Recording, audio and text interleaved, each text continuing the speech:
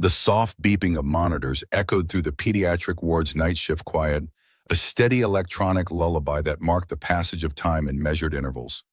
Lily Morgan made her rounds with practiced efficiency, checking IV lines and medication charts, her rubber-soled shoes nearly silent against the polished floor. The hallway stretched before her dimly lit to mimic the natural rhythms of night walls, adorned with faded murals of cartoon animals and rainbows that seemed ghostly in the half-light. The alarm shattered the careful silence. Room 217, Maddie Wilson. Lily dropped her clipboard and ran her heart hammering against her ribs. The night doctor was already pushing through the door ahead of her, barking orders to a startled resident. Inside, monitors screamed in electronic panic as the small body on the bed jerked in violent spasms, limbs rigid, then flailing in an unnatural rhythm. 3-year-old Maddie Wilson's face had taken on a bluish tinge, her eyes unfocused and dilated. Her breathing coming in short, desperate gasps. 2 nurses hovered anxiously, one trying to position an oxygen mask, while the other prepared anti-seizure medication. Dr. Harrison pulled a vial from the medication drawer with practiced urgency. "We need to administer diazepam now. This seizure's lasting too long." "Wait." Lily stepped forward, her voice calm but firm enough to cut through the chaos. "Just give me a minute, please." Harrison frowned, needle poised. "You have 60 seconds. Lily approached Maddie's bed as if stepping onto sacred ground. The child flinched when Lily's shadow fell across her, a small whimper escaping her blue-tinged lips. With gentle determination, Lily gathered the seizing child into her arms, careful to support her head and neck. Maddie's body remained rigid, her muscles locked in protest against an invisible enemy. The room fell into uncertain silence, broken only by the persistent beeping of monitors. Lily began to sway, a slow, gentle rocking motion as natural as breathing. Then she began to sing. "You are my sunshine, my only sunshine." Her voice barely rose above a whisper, yet it seemed to fill the room completely. The harsh fluorescent lights, the clinical white walls, the smell of antiseptic, all receded as her melody spun a different kind of medicine into the air. "You make me happy when skies are gray." The monitor's beeping steadied, slowing into a more regular rhythm. Maddie's shoulders, once drawn up to her ears in tension, began to relax millimeter by millimeter. Her tiny fingers, previously clenched into white-knuckled fists, loosened and found their way to Lily's scrub top, clutching the soft fabric. "You'll never know, dear, how much I love you." By the time Lily finished the verse, Maddie's breathing had quieted. Her body, still warm with the exertion of the seizure, softened against Lily's chest. The crisis had passed, retreating like a wave pulling back from shore, leaving exhaustion in its wake. Behind the privacy curtain, James Wilson stood frozen in place. He had come to check on his daughter after receiving the night nurse's call about increased activity on her monitors. The moment he'd reached the doorway, the sound of that voice, that song, had stopped him cold. 2 years. It had been 2 years since he'd heard that lullaby sung in that exact way. Rebecca used to sing it every night, her voice a thread of gold in the darkness of their daughter's room. Even on the hardest nights when Maddie's condition flared and sleep seemed impossible, Rebecca would hum it into the baby monitor, a beacon of calm in the storm. And then after the funeral, the music had stopped. Until now. James gripped the edge of the curtain, then released it. His hand trembled slightly as he pulled it back, just enough to see. The nurse, he didn't know her name, just recognized her as one of the night shift staff, held Maddie with the care of someone who had done this 1,000 times before. She whispered something into his daughter's hair as the child blinked sleepily, then laid her gently back onto the bed and adjusted the blanket around her small form. It was the first time James truly saw her, not just as another figure in scrubs passing through his daughter's life, but as someone who had somehow reached into the silence that had enveloped Maddie since Rebecca's death and soothed it with exactly the right key. Dr. Harrison approached, checking Maddie's vitals with a mixture of surprise and professional interest. "Well, that was unexpected. I've never seen her respond like that before." He made a notation on the chart. "Nurse Morgan, would you mind staying with her for a bit? I want to make sure she's stabilized before we leave her." Lily nodded, pulling a chair closer to Maddie's bedside. "Of course." James stepped back silently, retreating into the hallway unseen. Something in his chest had shifted, a sensation both painful and warm, like a limb regaining circulation after being numb for too long. He didn't understand it yet, but he knew he needed to learn the name of the nurse who sang his dead wife's lullaby to his silent daughter. Morning light filtered weakly through rain-streaked windows, casting watery shadows across Lily's small apartment. The space was tidy but Spartan. A futon sofa that doubled as a bed, a small dining table with a single chair, walls bare except for a framed photograph of two smiling women with their arms around each other. The kitchenette showed signs of minimal use. A single mug in the dish rack, a half-empty box of tea on the counter, a small refrigerator humming in the corner. Lily moved through her morning routine with mechanical precision. Shower exactly 4 minutes long. Hair twisted into a practical bun. Scrubs laid out the night before, wrinkle-free and ready. Breakfast was a protein bar and tea consumed while reviewing patient notes from her previous shift. Efficiency wasn't just a preference, it was financial necessity. The building stood in the Eastern District, close enough to downtown to claim the address, but far enough to keep the rent within reach of a nurse's salary. From her third-floor window, Lily could see the hospital's modern glass tower rising in the distance, a 20-minute bus ride away. She could have afforded a car, perhaps, if she didn't have student loans from her nursing degree and the continuing education courses for her pediatric nurse practitioner certification. The specialized program demanded rigorous study and clinical hours beyond her regular shifts, stretching her already thin finances and limited free time. But the advanced certification would open doors to specialized pediatric care positions, particularly in neurodevelopmental disorders, where she believed she could make the most difference. 3 more months of classes, then the comprehensive exam, and finally the clinical evaluations. The path was clear but exhausting. She checked her watch, still 30 minutes before she needed to leave for the bus stop. Just enough time to review her flashcards for the pediatric pharmacology exam next week. Life operated on a carefully calibrated schedule: work, study, sleep, repeat. No space for deviations or distractions. Yet her mind kept returning to the little girl from last night, Maddie Wilson. There had been something different about her, something that resonated beyond the clinical reality of her condition. Pediatric epilepsy wasn't uncommon in Lily's work, but there was a particular quality to Maddie's silence, a depth to her stillness that spoke of something more than neurological misfiring.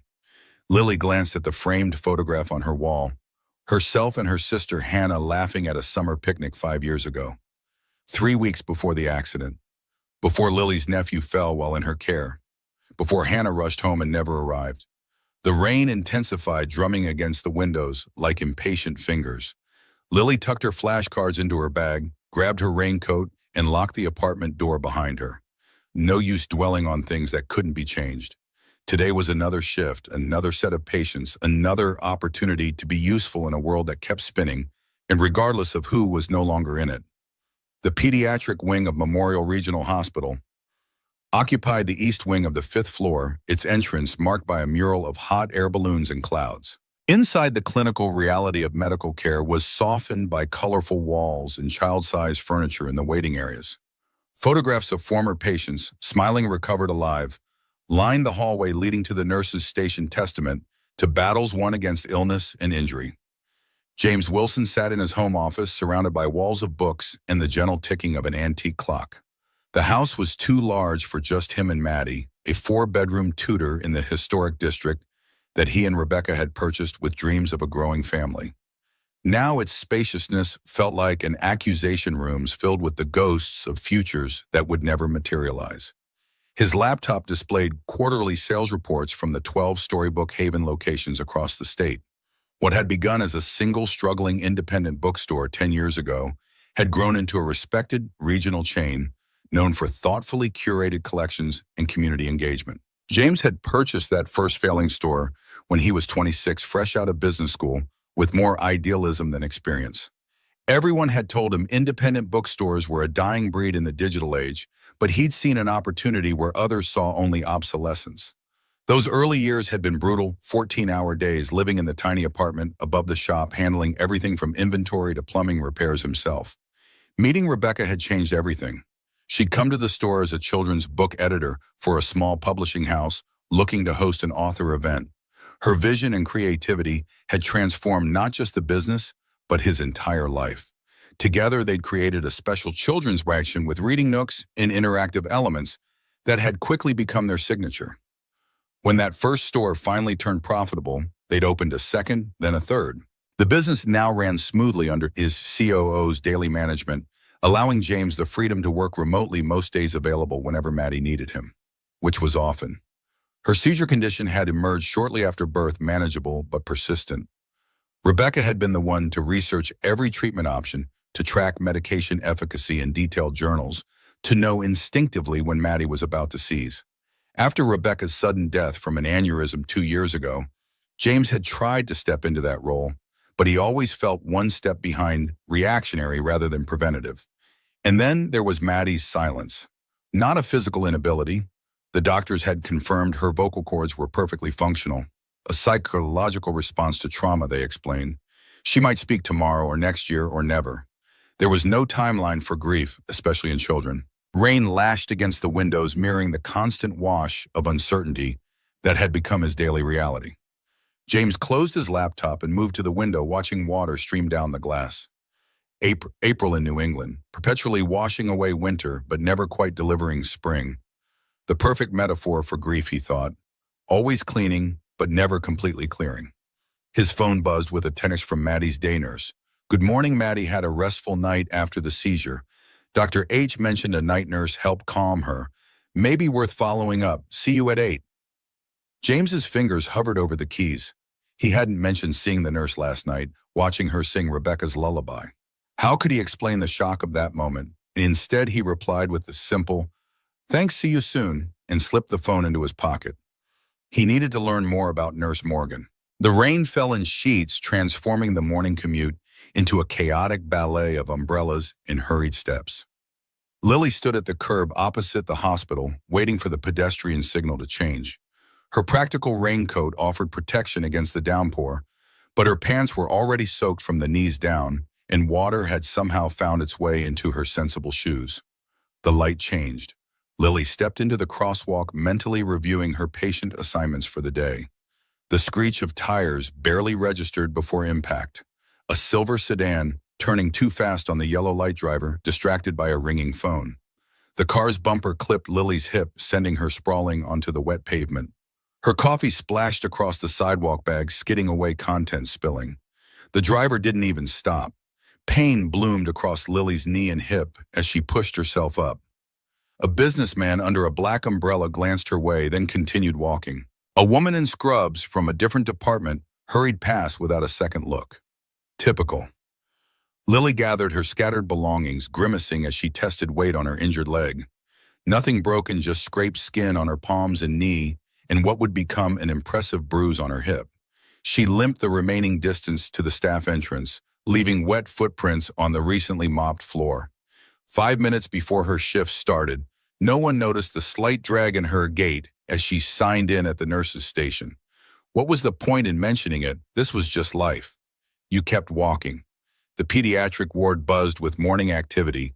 Shift handoffs, medication rounds, breakfast trays, doctors making their rounds. Lily reviewed the night nurse's notes on her assigned patients, Maddie Wilson's name catching her attention immediately. 3:15 a.m. seizure activity, duration approximately 2 minutes. Resolved without medication intervention. Patient calm and sleeping after episode. A simplified version of what had happened, but accurate enough for the medical record. Some things couldn't be quantified in clinical terminology. The way Maddie's tiny body had relaxed in her arms, the flicker of awareness that had passed through her eyes as the seizure released its grip. Lily gathered her supplies and began her rounds, saving Maddie's room for last. The little girl sat cross-legged on her bed, listlessly pushing scrambled eggs around her plate. Her fine blonde hair had been pulled into uneven pigtails, likely the work of her father rather than the day nurse. When Lily entered, Maddie's eyes lifted, a flash of recognition crossing her features. "Good morning, Maddie. Mind if I check your vitals?" No response, just a steady gaze from solemn blue eyes. Lily went about her tasks with gentle efficiency. Temperature, pulse, blood pressure, oxygen levels, all normal. As she recorded the numbers, she hummed softly the same lullaby from the night before. Not intentionally, Mo. It had simply risen to her lips. Maddie's hand reached out, small fingers touching Lily's wrist. The touch was so unexpected that Lily froze. In the 2 months she'd been assigned to this wing, she'd never seen Maddie initiate physical contact with any staff member. "You like that song, huh?" Lily kept her voice casual, as if small silent children reached for her every day. It's one of my favorites, too. Maddie didn't respond, but she didn't withdraw her hand either. Progress of a sort, the sound of a throat clearing from the doorway broke the moment. Lily turned to find a man watching them, tall with the kind of face that seemed perpetually braced against disappointment. James Wilson, according to the chart, Maddie's father. He wore a button-down shirt with the sleeves rolled to the elbows, dark jeans, and the exhausted expression of a single parent whose child had spent the night in the hospital. Mr. Wilson, good morning. I was just checking Maddie's vitals. Everything looks stable. Lily kept her voice professionally pleasant. You're Nurse Morgan. His voice was deeper than she expected, with a precision to his words that suggested someone accustomed to being listened to. Yes, Lily Morgan. I was on shift last night when Maddie had her seizure. Something flickered across his face. Recognition, perhaps, or something more complicated. The doctor mentioned you were able to help her without medication. Lily nodded, suddenly self-conscious about her methods. Some parents preferred strictly medical interventions, evidence-based approaches, rather than intuitive ones. Sometimes a calming presence can help shorten the duration of a seizure. Maddie responded well to being held, and she hesitated. To music. You sang to her. Not a question. Yes, I find it helps with some patience. I hope that was all right. James Wilson studied her face with an intensity that made Lily want to look away. Instead, she met his gaze steadily, aware of Maddie watching their interaction with unusual attentiveness. It was more than all right, he finally said, his voice softening slightly. It was exactly what she needed. The conversation might have continued, but a nurse appeared at the door. Lily, we need you in 223. Tyler's IV keeps beeping. With a quick nod to James and a gentle smile for Maddie, Lily left the room, aware of two pairs of eyes following her exit. Only after she'd fixed the kinked IV line and recorded the intervention did she realize she'd been limping, more noticeably the pain in her hip intensifying as the adrenaline of the morning faded. By midday, each step sent a sharp reminder through her body. She masked it as best she could, timing her movements to coincide with busy periods when attention was elsewhere. During her break, she swallowed 2 acetaminophen dry and pressed a cold compress against her hip in the privacy of the staff bathroom. James Wilson appeared periodically throughout the day, bringing Maddie a different stuffed animal, speaking with Dr. Harrison about medication adjustments, sitting quietly beside his daughter's bed while working on a tablet. He didn't attempt further conversation with Lily, but she caught him watching her several times, his expression unreadable. As her shift ended, Lily made her final rounds, recording vitals and preparing handoff notes for the evening nurse. Maddie was scheduled for discharge the following morning, assuming no further seizure activity. The little girl had been quiet all day, but had eaten most of her dinner, a good sign. I'll see you tomorrow before you go home, okay? Lily adjusted Maddie's blanket, tucking it around the collection of stuffed animals that surrounded her like soft guardians. Get some good rest tonight. Maddie's eyes followed her to the door, but as always, no words came. The staff locker room was empty when Lily entered, fluorescent lights humming overhead. She opened her locker with a weary sigh, ready to exchange her scrubs for street clothes and face the bus ride home. Her hip throbbed in dull protest at the thought of sitting on the hard plastic seats. She froze hand halfway to her jacket. Inside, resting on the folded edge of her spare scrub top, sat a small clear bag. It contained a box of professional-grade pain relief gel, 2 packets of medicated plasters, and a roll of compression wrap. Exactly what a nurse would recommend for soft tissue injury, not random over-the-counter remedies. Taped to the side was a piece of paper torn from a notebook, a single sentence written in precise handwriting. Take care, someone is watching. Lily stared at the note, confusion and warmth mingling in her chest. She glanced around the empty room, half expecting someone to claim responsibility or reveal the gesture as a joke. No one appeared. Later, after asking several nurses if they'd seen anyone at her locker, they hadn't. Lily sat in her apartment with the lights, low textbooks open beside her, Maddie's chart notes spread across the small table. But her mind wasn't on pediatric pharmacology or seizure protocols. She kept thinking about the pain relief gel sitting in her bag, about the careful way the items had been selected. Not random drugstore options, but specific products for soft tissue trauma. Someone had noticed her limping. Someone had cared enough not to embarrass her by mentioning it. Someone had wanted her to feel seen without making her feel exposed. It was such a small thing. But sometimes small things arrive like rain after drought. Unexpected, essential, exactly right. She lay down that night with her hand resting on her injured hip, the medicated plaster warm against her skin, thinking not about the pain, but about the mystery of being noticed when she had become so accustomed to invisibility. In another room across town, James sat at the edge of a chair beside Maddie's hospital bed, watching his daughter breathe steadily in sleep. The lullaby from the night before echoed in his memory, softer than sound, but louder than silence. He remembered the way Nurse Morgan, Lily, had winced slightly when she bent to check Maddie's IV line. How she had said nothing, remaining focused on her patient despite her own discomfort. He hadn't written the note for recognition. He hadn't expected her to know it was him. It was simply something he could do, one person reaching out to another in the small way available to him. That was all. But he didn't sleep easily that night because kindness given without name has a strange way of echoing back to its source, creating ripples in still water. The call came just after lunch 3 days later. Lily was washing her hands at the nurse's station when her name echoed from the intercom. Lily Morgan to the administrative office immediately. The tone was sharp, final. A few heads turned, eyebrows raised in silent question. Lily dried her hands slowly, willing herself to remain calm. By the time she reached the elevator, her palms were damp again, this time from nerves. Inside the administrative office, the air felt too still, climate-controlled to the point of unreality. Dr. Kelman, the chief of pediatrics, sat behind his desk, his expression neutral, but tight around the edges. Patricia Winters, the senior nursing administrator, stood beside him. Arms crossed over her clipboard, mouth set in a thin line. Nurse Morgan, Kelman gestured to the chair opposite his desk. Please sit. Lily perched on the edge of the seat, back straight, hands folded in her lap to hide their trembling. Is there a problem? Kelman opened a file folder on his desk, revealing a report with colored tabs marking specific pages. The blood panel results from Maddie Wilson's case Tuesday night. Where are they? Lily's stomach dropped, a cold weight settling behind her ribs. They were sent to the lab. I triple-checked the forms and logged them in myself. They were logged in, Winters cut in her voice precise as a scalpel. But the vials were never received. You were the last person in the chain of custody. The room seemed to tilt slightly. Lily's mind raced back to that night. The seizure, the singing, the quiet aftermath. I remember placing the vials in the transport box before the seizure started. When the alarm went off, I rushed to help.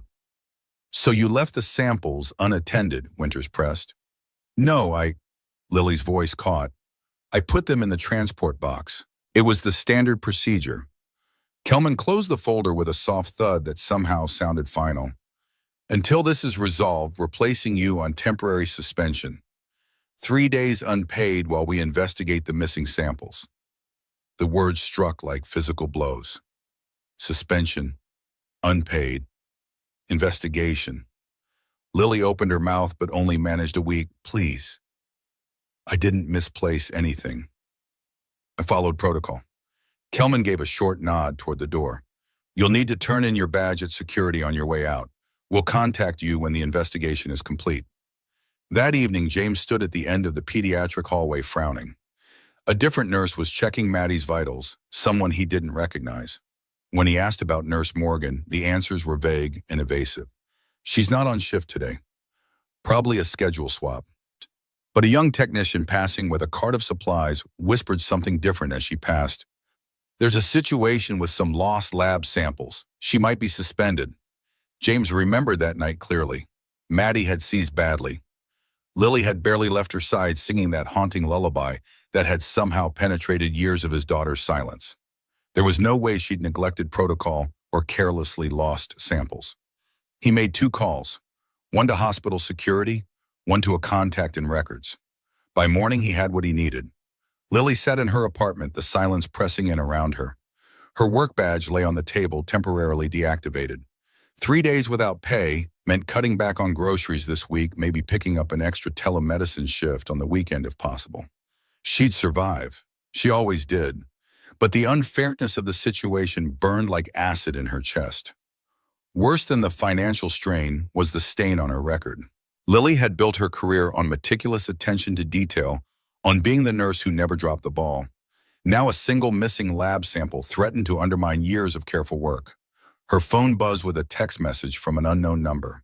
Please report to Dr. Kelman's office tomorrow morning at 9 a.m. Matter resolved.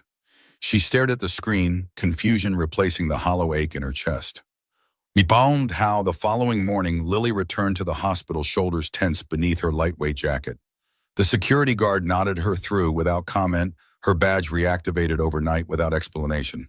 In Kelman's office, the atmosphere had shifted subtly. The administrator's posture was less rigid, her clipboard absent. Kelman himself looked vaguely uncomfortable, shuffling papers on his desk. We've reviewed the security footage, he began without preamble.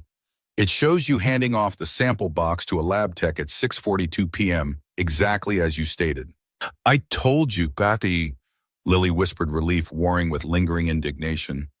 The technician failed to log it properly upon receipt at the lab. Your suspension has been lifted with full back pay for the missed day. Kelman didn't quite meet her eyes. You're cleared to return to your regular duties immediately. Lily nodded slowly, processing the abrupt reversal. Who reviewed the footage? The administrator hesitated, glancing at Kelman, who suddenly became very interested in his computer screen. Mr. Wilson, she finally admitted. He personally requested access to the security archives and found the timestamp himself. Lily's breath caught in her throat. James Wilson, Maddie's father? Yes.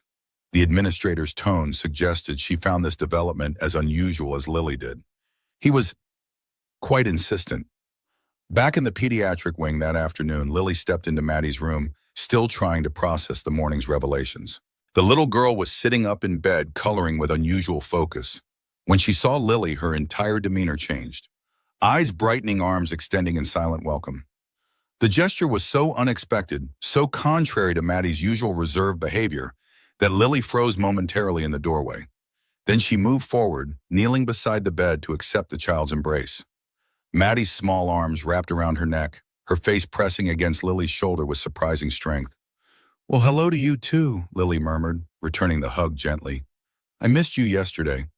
James stood by the window watching the interaction with an expression that combined exhaustion and something softer, less definable.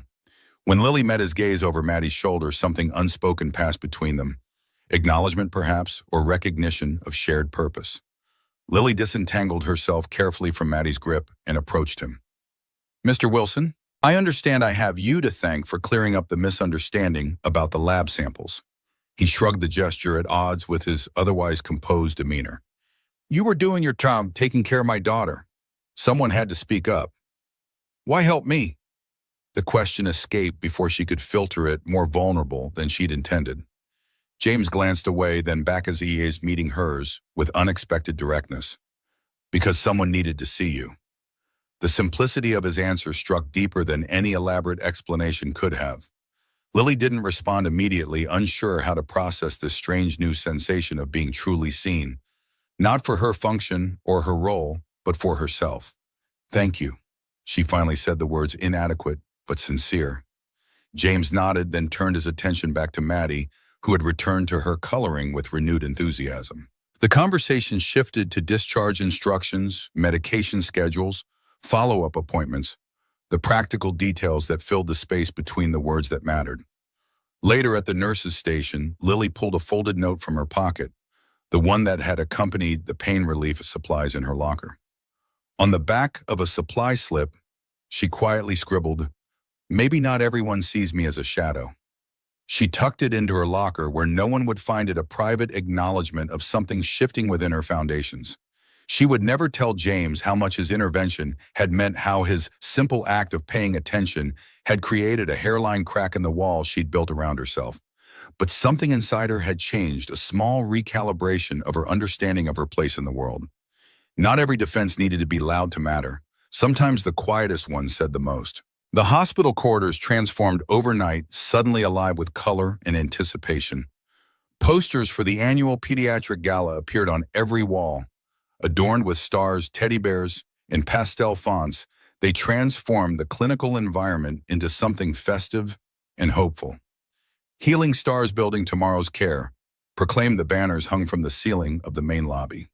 The Pediatric Gala was the hospital's premier fundraising event, drawing wealthy donors, medical professionals, and community leaders together for an evening of carefully orchestrated inspiration. Success stories were highlighted, research breakthroughs celebrated, checkbooks opened. Last year's event had raised enough to purchase 3 new neonatal incubators and fund a music therapy program. Doctors prepared speeches, administrators organized silent auctions, and nurses whispered about dresses and dates in the break room. The excitement was contagious, spreading through departments like a benevolent fever. When the invitation arrived in Lily's email, she barely glanced at it before hitting delete. It wasn't that she didn't care. She did deeply about the programs the gala supported.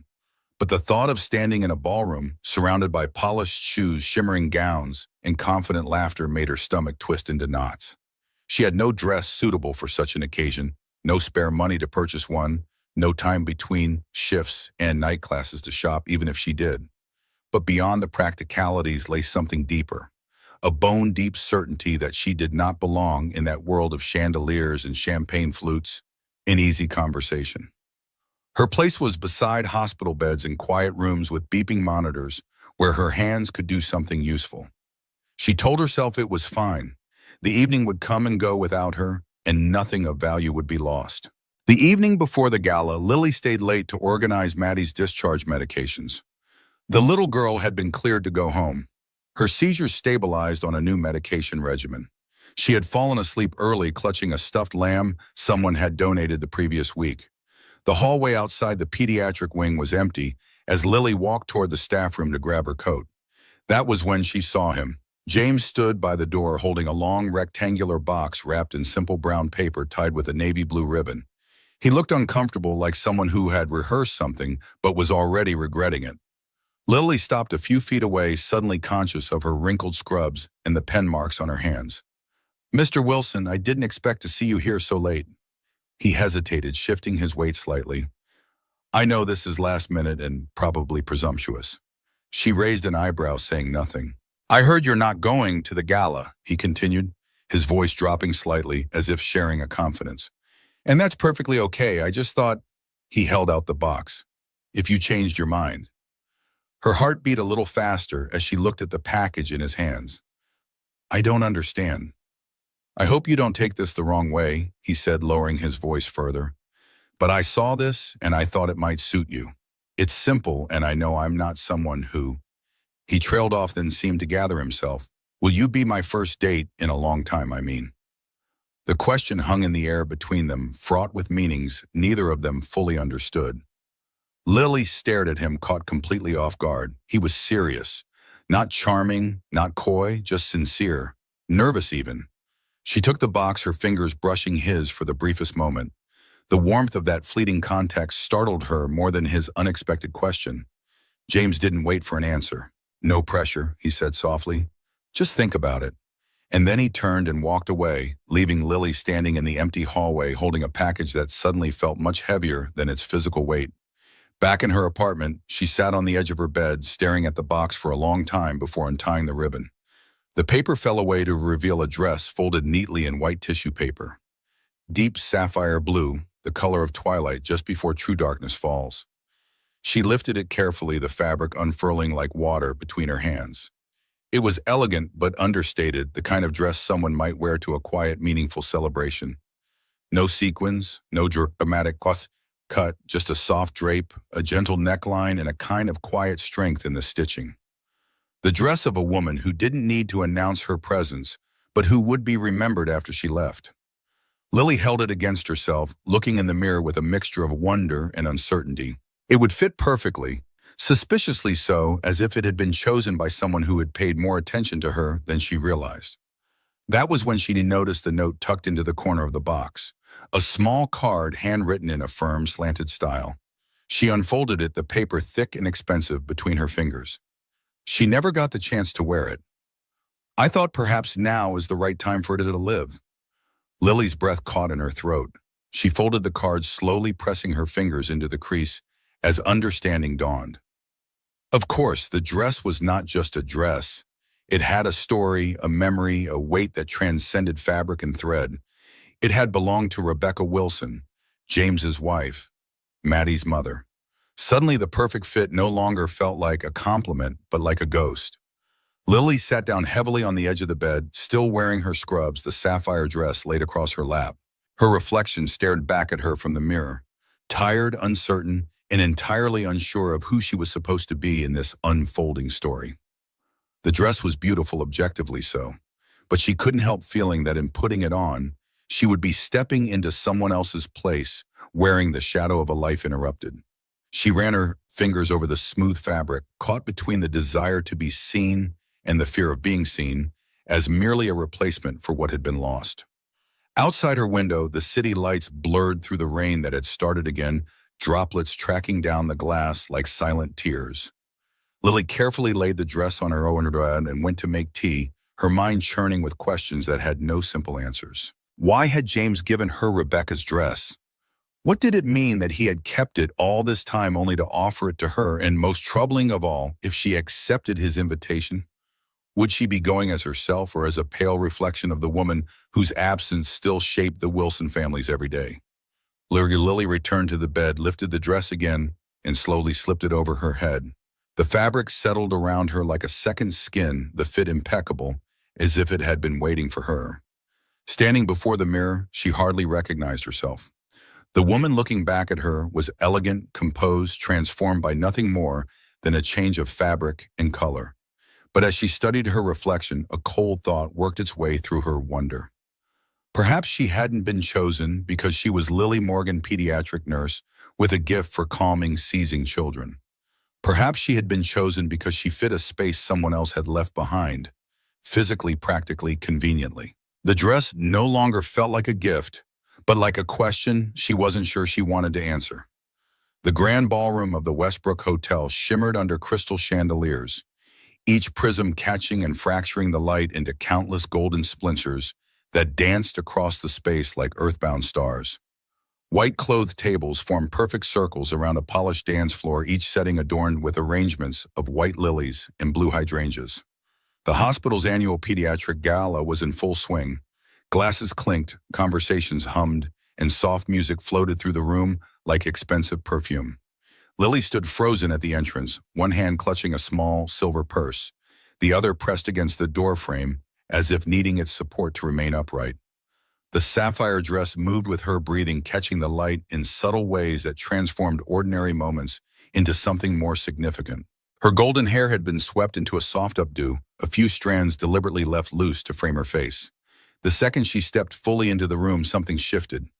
Not a complete hush, but a perceptible change in the air, as if her presence had tilted the room's focus slightly off its axis. She could feel the eyes, curious, surprised, some warm, some calculating, as heads turned and conversations paused.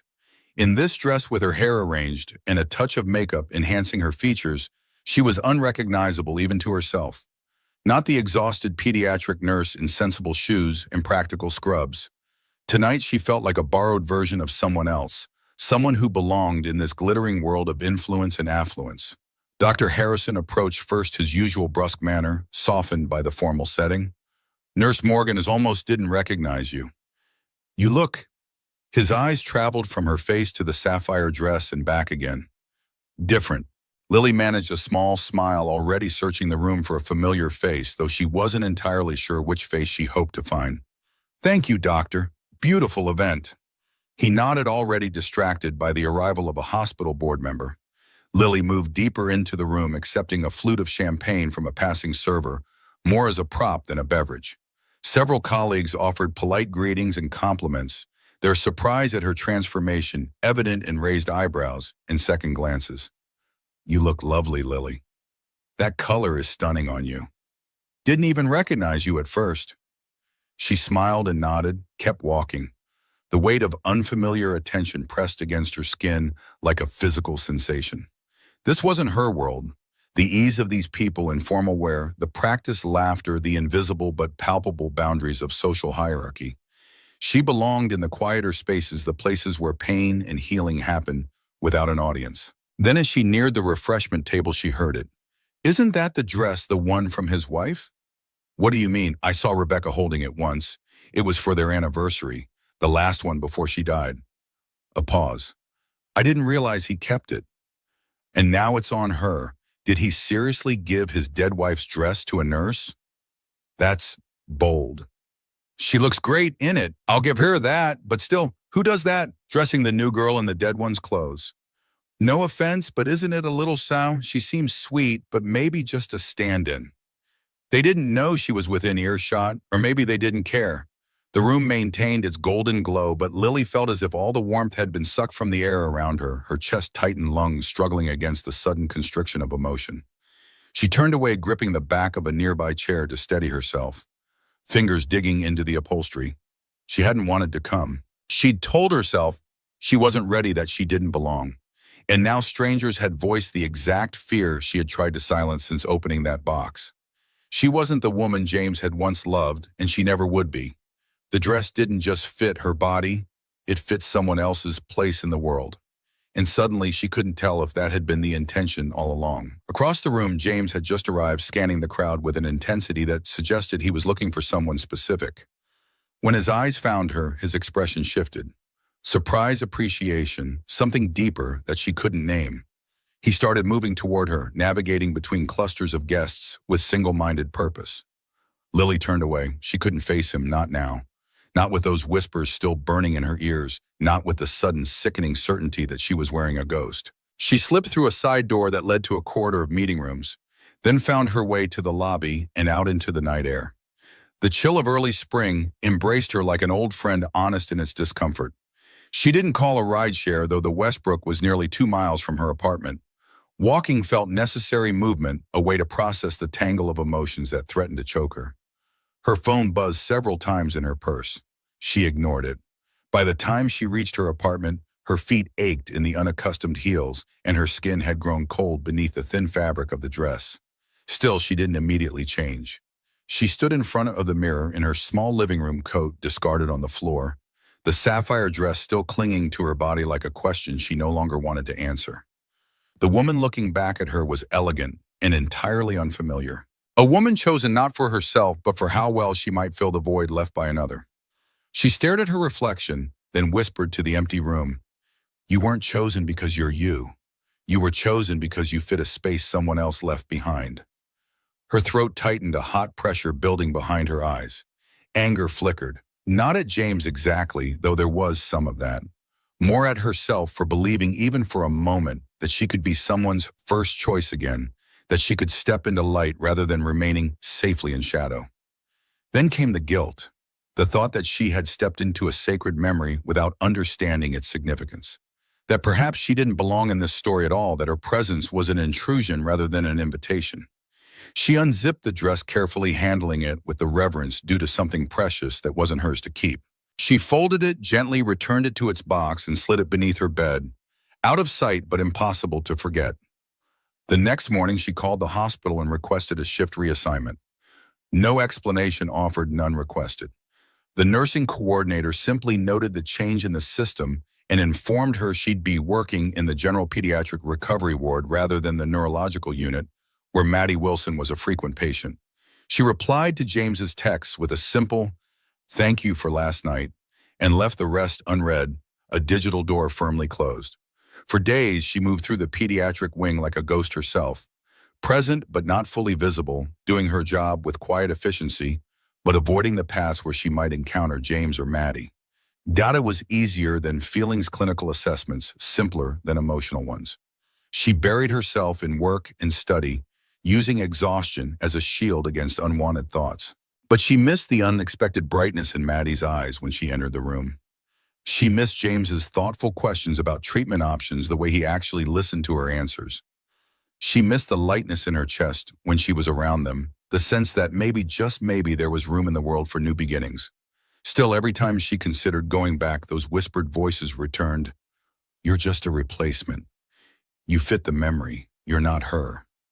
So she stayed away because if she allowed herself to feel everything, the connection, the possibility, the fear, the fall would hurt more than she could bear. And deep beneath it all, a wound she had never fully acknowledged continued to fester, the belief that loving people meant eventually losing them, and that Lily Morgan wasn't strong enough to survive losing again. 3 weeks passed in this careful dance of avoidance. Spring advanced across the city, cherry blossoms erupting in clouds of pale pink along the hospital grounds, their delicate petals occasionally drifting through open windows to land on patient blankets or nurses' stations like benedictions from a gentler world.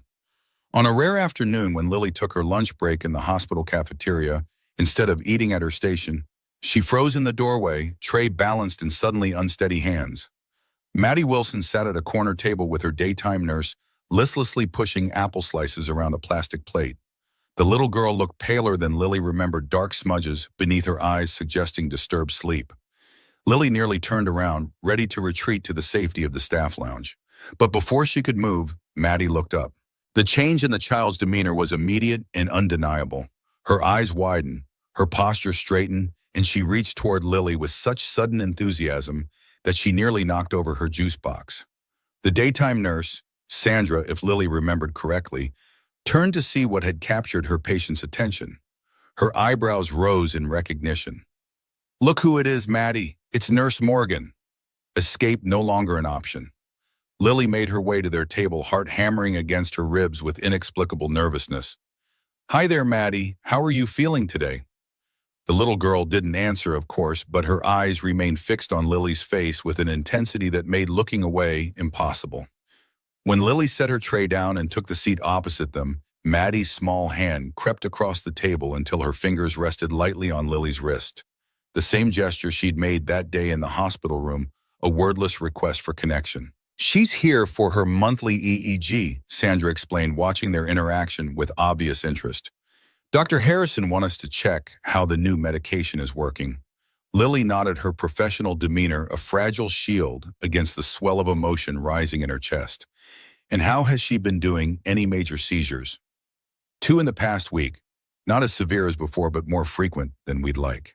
Sandra hesitated, then added in a lower voice, "Mr. Wilson asked about you, you know. And Maddie's seizures have been worse since you stopped coming around." The statement wasn't accusatory, just matter of fact, but it landed like a stone in still water, sending ripples of guilt through Lily's carefully maintained composure. She focused on her sandwich, unable to meet Sandra's eyes, or acknowledge the way Maddie's fingers remained curled around her wrist, as if afraid she might disappear again. "I switched units," Lily offered lamely. "Been busy with certification courses." Sandra nodded, clearly unconvinced but tactful enough not to press. They ate in companionable silence for a few minutes, Maddie gradually releasing Lily's wrist, but continuing to watch her with solemn attention. As Lily prepared to leave for her next shift, she found herself kneeling beside Maddie's chair, eye to eye with the silent child. "I have to go back to work now, but it was good to see you, Maddie. I hope your test goes well today." Maddie's expression didn't change, but her hand reached out again, this time to touch Lily's cheek in a gesture so gentle it barely registered as physical contact. The moment stretched between them, fragile and significant in ways Lily couldn't articulate. "Take care, sweetheart," she whispered, rising quickly before the pressure behind her eyes could manifest as actual tears. She nodded to Sandra and walked away, feeling the weight of Maddie's gaze on her back until the cafeteria doors swung closed behind her. The encounter left her unsettled emotions churning beneath her professional exterior like a storm beneath calm waters. For the rest of her shift, she moved through her duties in a fog of distraction, her mind returning repeatedly to the touch of Maddie's small fingers against her face, to Sandra's casual mention of James asking about her. After her shift ended, Lily found herself walking not toward the exit, but deeper into the hospital, her feet carrying her to a place she occasionally visited when the weight of her work became too heavy to bear alone. The hospital chapel was tucked away on the first floor, a small, non-denominational space designed for quiet reflection rather than formal worship. Most staff knew of its existence, but rarely entered unless accompanying a patient's family in moments of crisis. The room was dim, illuminated only by a few electric candles that cast soft, flickering light across simple wooden pews.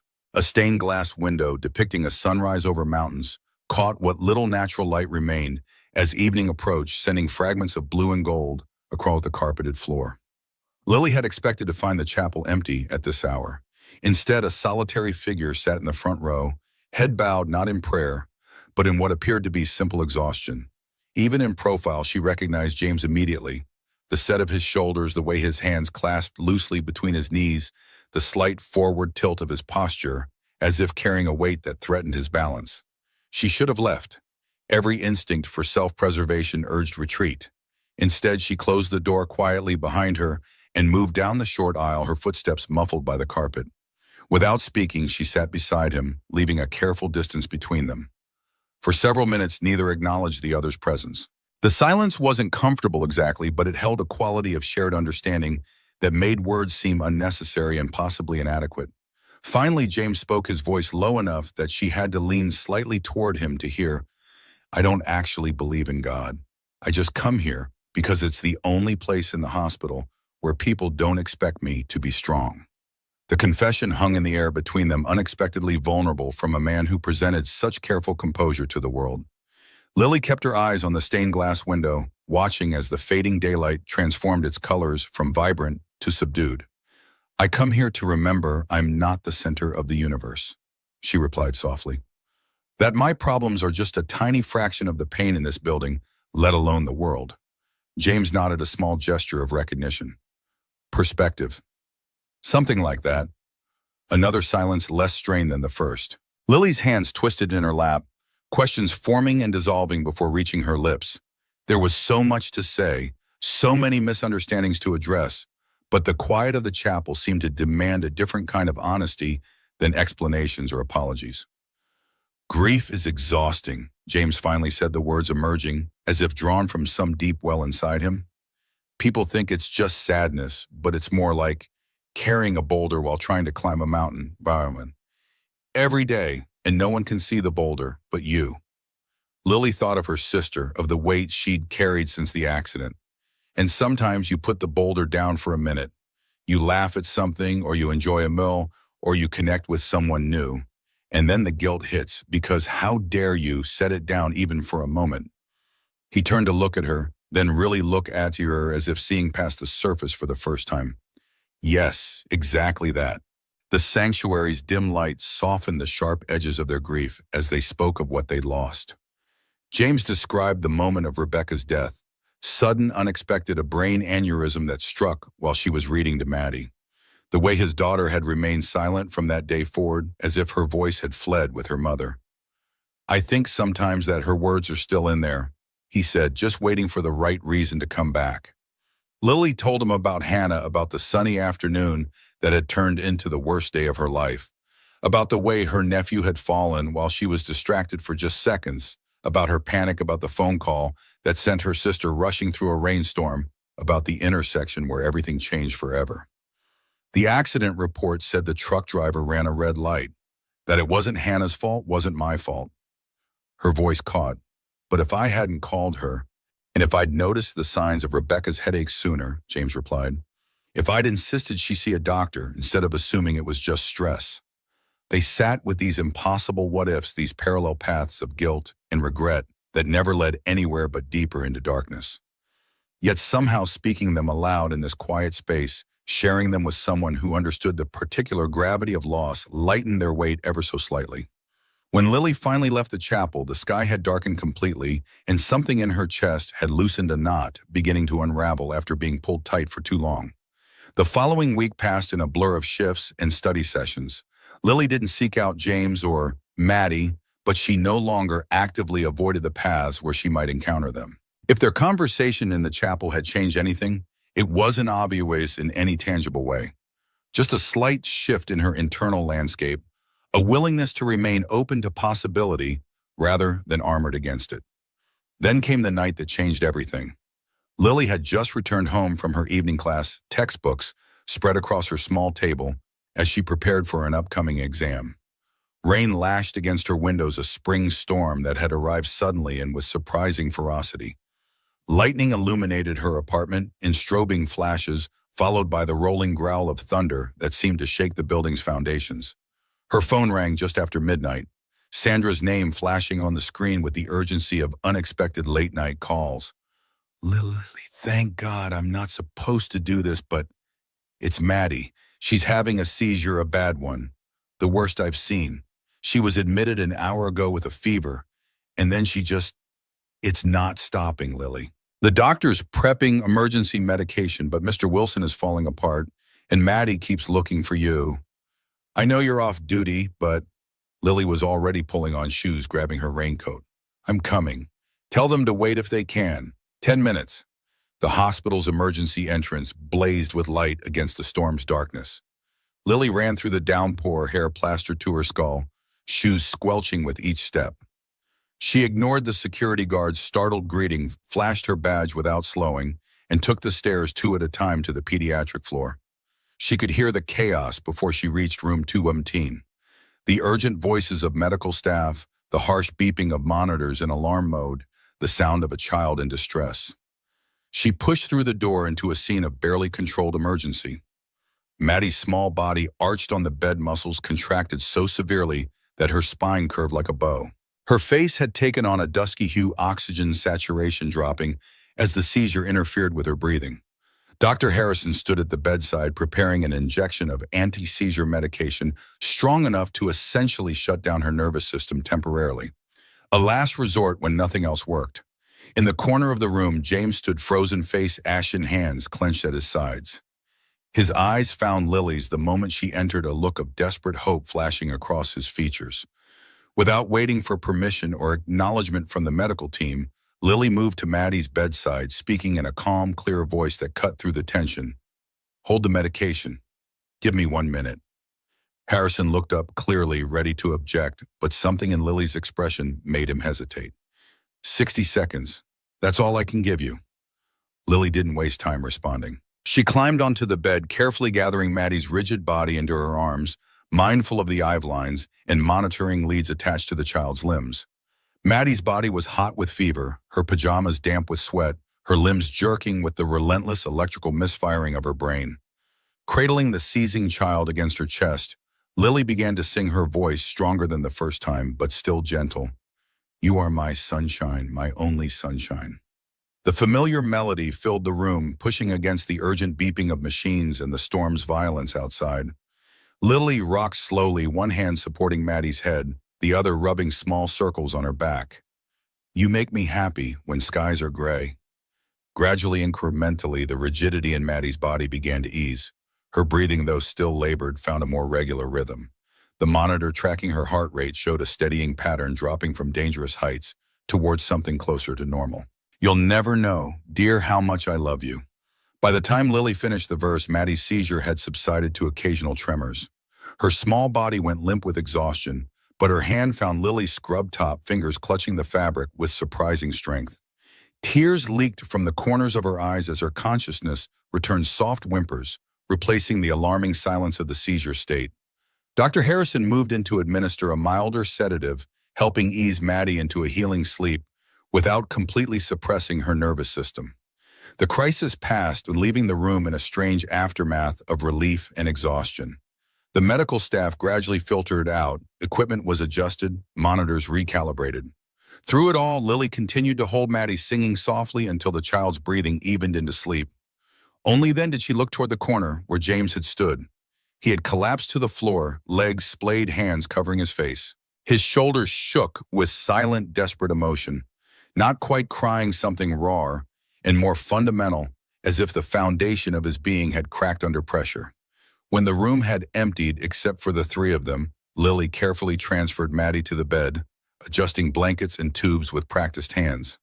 Then she lowered herself to the floor beside James, her own legs suddenly too weak to support her. I thought I was going to lose her, he whispered, voice breaking on the last word. I've never been that afraid in my life, not even when they told me Rebecca wouldn't make it. Lily didn't speak. Her presence was quiet, grounding an anchor in the storm that had nearly swept them both away. And I've never, he hesitated, struggling to find words for the maelstrom of emotion.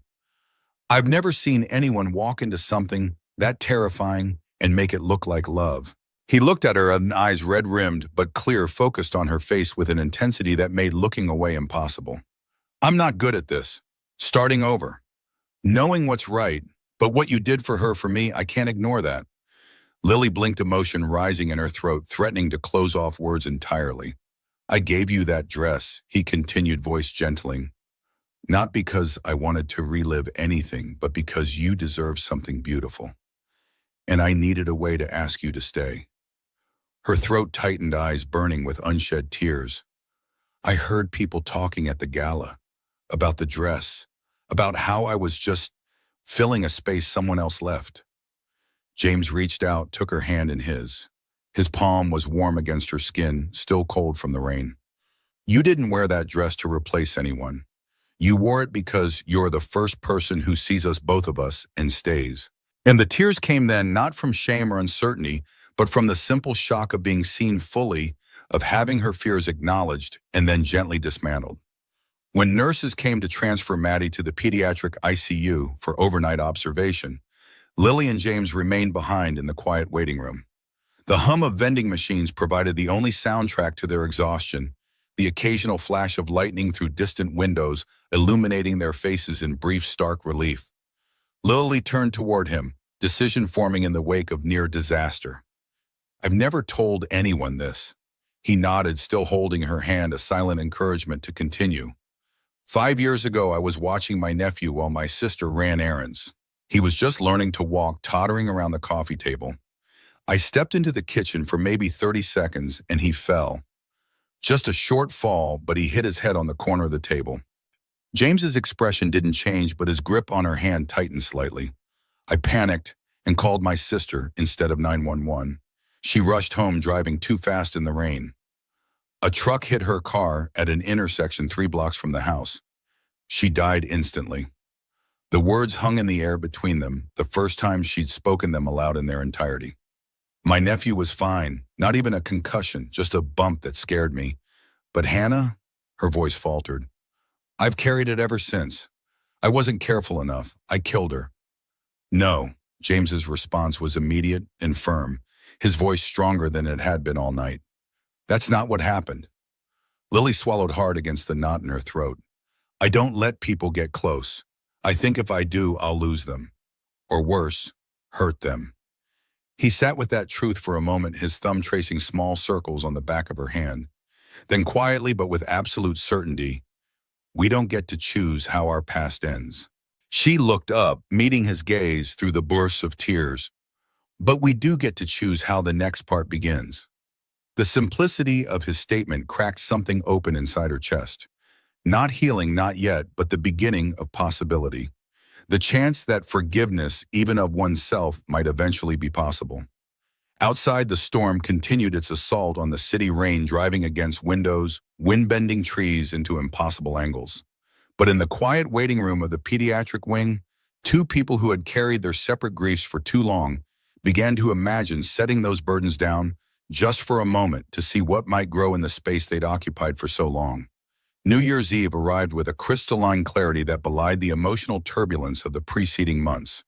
The hospital hallways were quieter than usual, a skeletal staff maintaining essential services, while the rest of the city prepared for midnight celebrations. Outside the windows, early darkness had fallen, but the sky remained clear, stars emerging one by one like hesitant promises.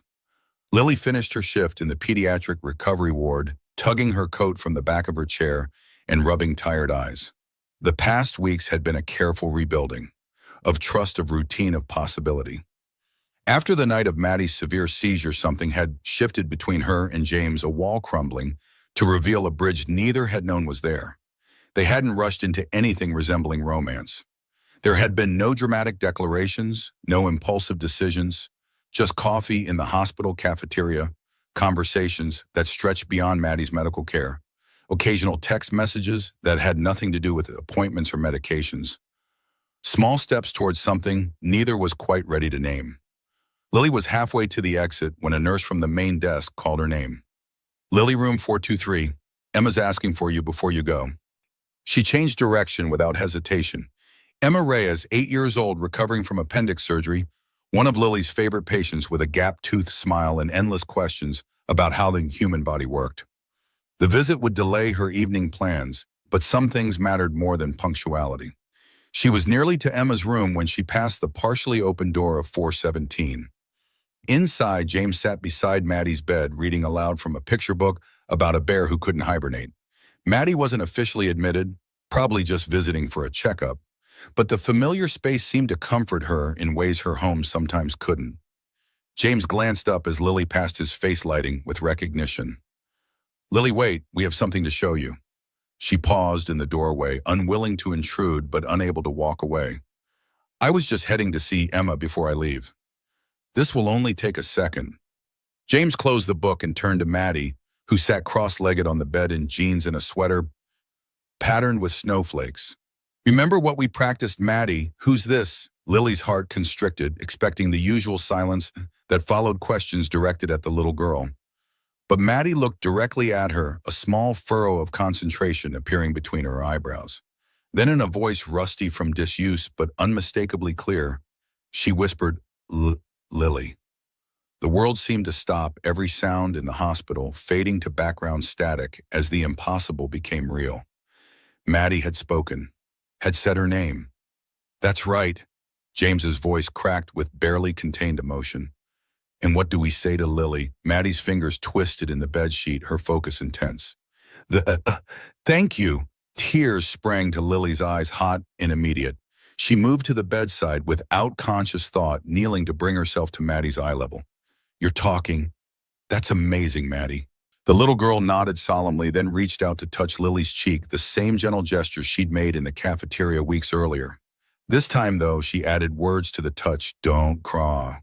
James explained in a hushed voice as if speaking too loudly might break the spell. She started with single words about a week ago. Book.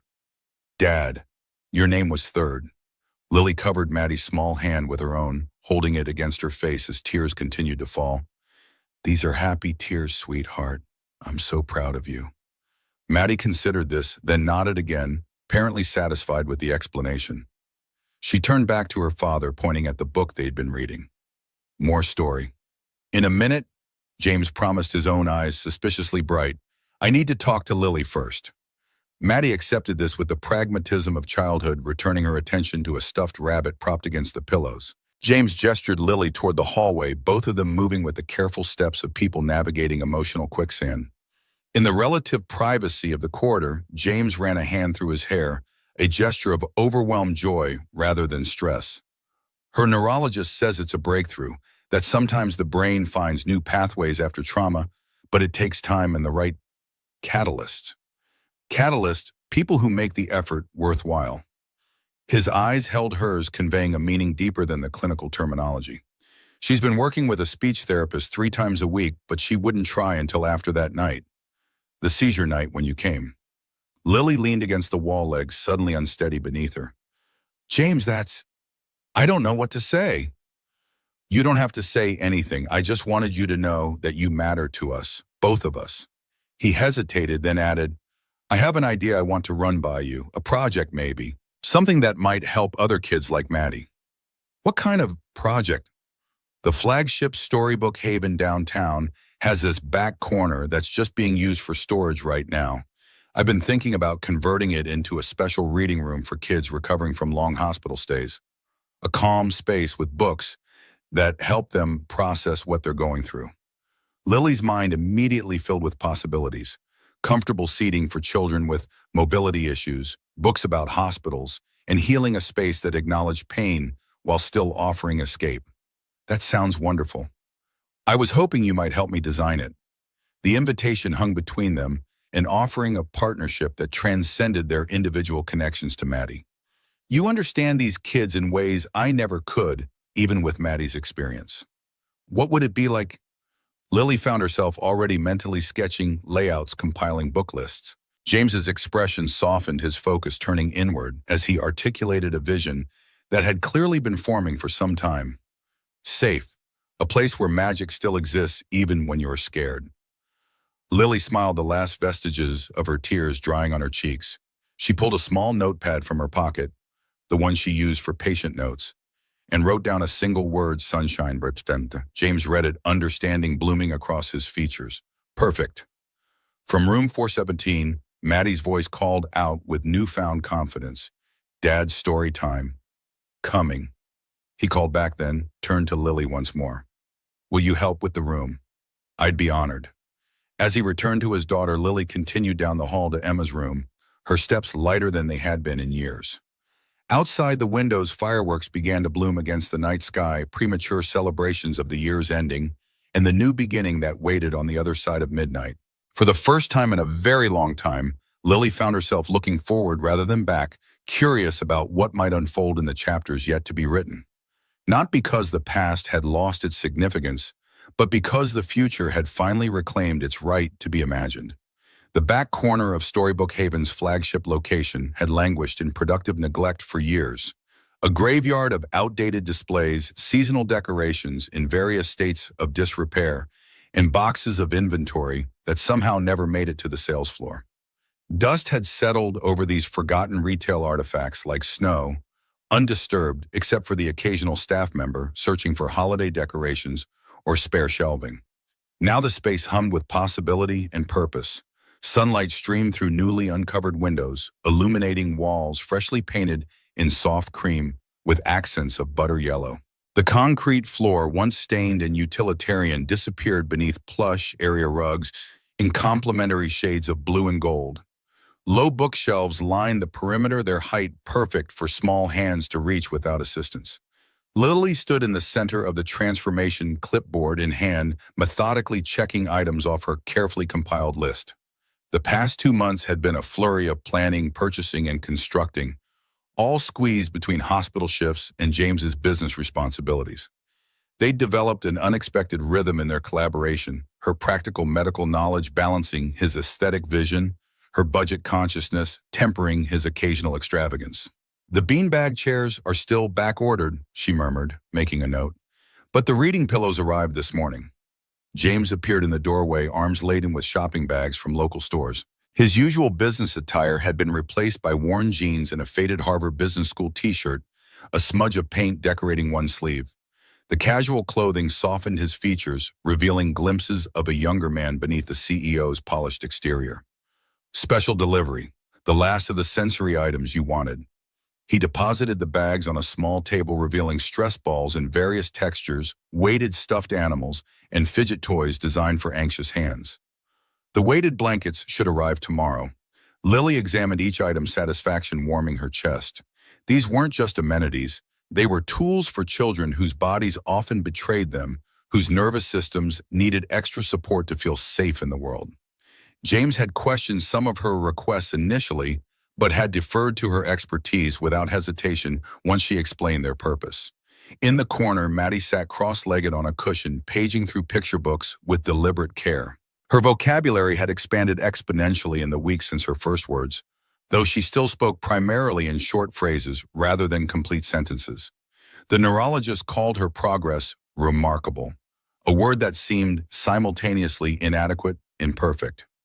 James moved to the last empty wall where a local carpenter had installed brackets for the room's centerpiece. He unwrapped the wooden sign that had arrived that morning, handling it with reverence that transcended its physical value. Hand-carved from warm oak, each letter shaped with precision and care, it read simply, "The Sunshine Room." "What do you think?" He held it up, positioning it against the wall where it would greet every visitor. Lily's throat tightened unexpectedly. From concept to reality in just 8 weeks. A space designed not just for reading, but for healing, for finding moments of peace amid the chaos of illness and recovery. "It's perfect." James secured the sign to its brackets, stepping back to evaluate the effect. Maddie looked up from her book, following her father's gaze to the new addition. Her lips moved silently, practicing the words before committing to them. "Sunshine Room," she finally pronounced, carefully pointing upward with unmistakable pride.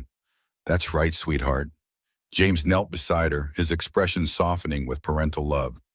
"Do you remember what sunshine means?" Maddie considered this seriously, brow furrowing with concentration. "Warm. Happy." She paused, searching for the words that would express a concept still forming in her young mind. "After dark. After rain." The simplicity of her definition caught Lily off guard, emotion rising unexpectedly. Out of the mouths of babes, the essence of their shared journey distilled into 4 words. After dark, after rain. The promise that shadows eventually yield to light, that storms do not last forever. Snow fell beyond the windows early February, bringing the season's first significant accumulation. The contrast between the winter landscape outside and the warm sanctuary they'd created inside only heightened the room's sense of safety and refuge.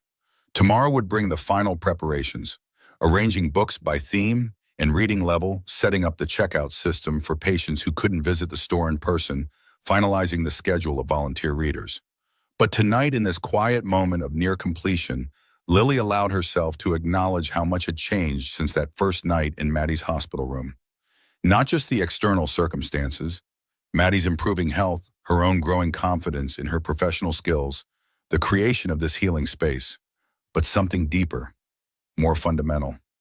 The cautious reawakening of hope, like a dormant plant turning toward unexpected sunlight. The grand opening of the Sunshine Room arrived on a quiet Thursday afternoon in mid-February. No ribbon cutting, no press release, no speeches or ceremonial flourishes. Just Lily standing in the doorway watching as Maddie toddled into the center of the room with wide, appreciative eyes. Their first visitor wasn't a patient or community member, but Emma Reyes, recently discharged after a follow-up appendectomy. Her mother had brought her to the bookstore after a hospital social worker mentioned the new space designed especially for children recovering from medical procedures. Emma moved through the room with the proprietary air of someone who considered herself an expert on both books and hospitals, testing each seating option before settling on a cushioned window seat overlooking the snow-covered street below. "These books are about kids like me," she announced, having discovered the section on medical experiences explained for young readers. "This one has a girl who had surgery too." Her mother looked relieved. Finding resources to help Emma process her hospital stays had been challenging. "Can we check this one out?" James explained the borrowing system they'd established, designed to be as barrier-free as possible. No library card required, no late fees, just a simple sign-out sheet in the honor system. For hospitalized children who couldn't visit in person, volunteers would deliver selected books to pediatric wards twice weekly. As Emma and her mother completed the first official checkout, 3 more families arrived. Word having spread through the hospital's social work department and parent support groups, each child approached the space differently.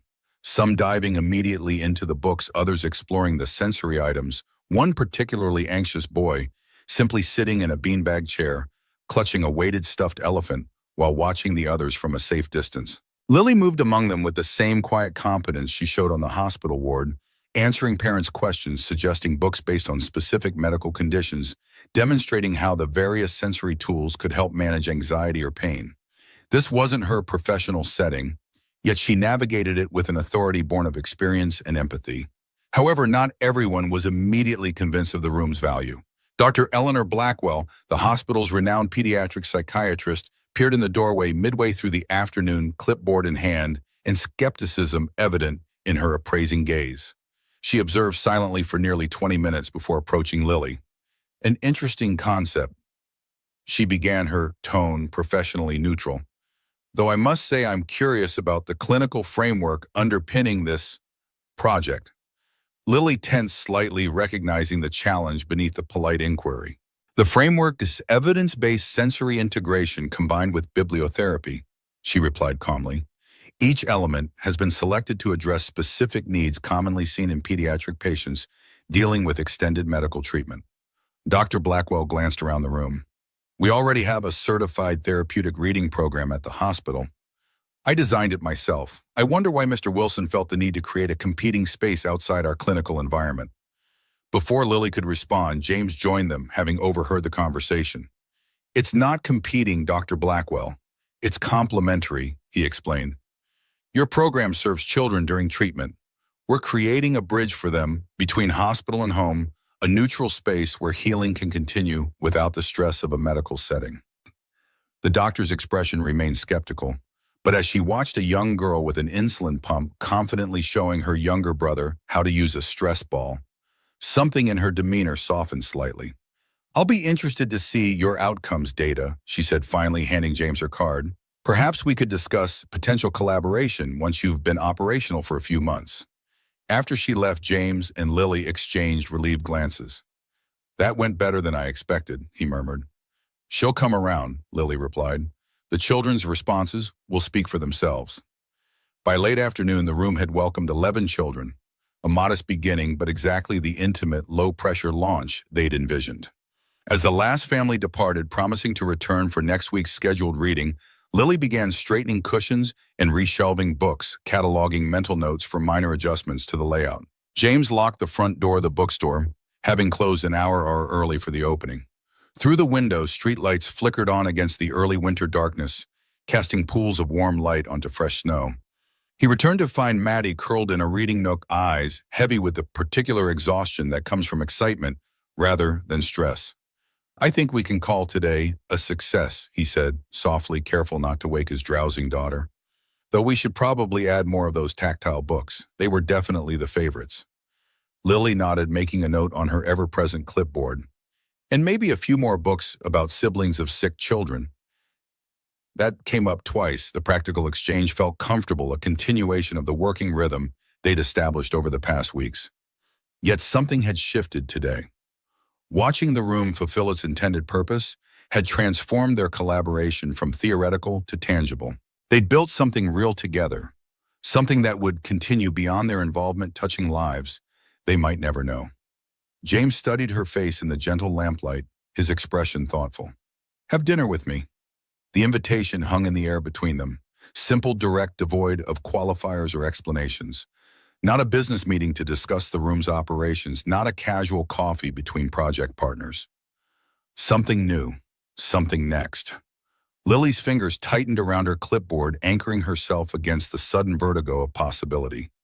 They'd moved beyond the awkwardness of the gala night, beyond the intensity of Maddie's seizure and their chapel confessions.